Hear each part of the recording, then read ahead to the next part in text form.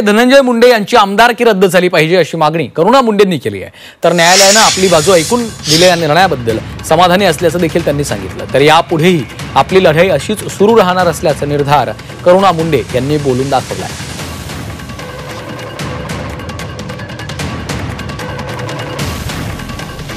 आणि या संदर्भात करुणा मुंडे यांच्याशी बातचीत केलेली आहे आमचे प्रतिनिधी मनोज कुलकर्णी यांनी। पाहूयात। आपल्या सोबत आहेत करुणा मुंडे।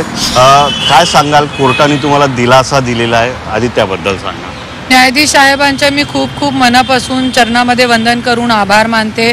आणि जसे की न्यायाधीश साहेबांनी म्हटलेलं आहे याच्यामध्ये की लग्नाचाही नाता होता, घरामध्ये राहिल्याशिवाय दोन मुलं इतके मोठे मुलापाडा होऊ शकत नाही।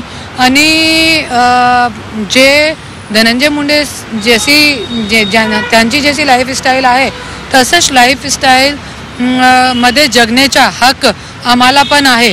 ये खूप चांगला निकाल दिला, मी खूप संतुष्ट समाधानी आहे। धनंजय मुंडे के जो गुंडा गैंग है ते इतने भयंकर क्रूर वृत्ति है कि औरंगजेब शर्मा जाए उनके आगे। क्योंकि आज औरंगजेब ने किसी के कोणाच्या तोंडावर लघवी केली नाही होती, मरावी व्यक्तीच्या तोंडावर लघवी केली नाही होती।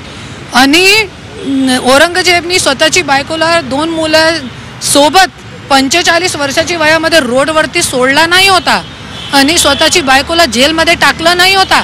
स्वतःची बायकोला आपले नोकरकडून मारहाण करून नाही घेतली होती।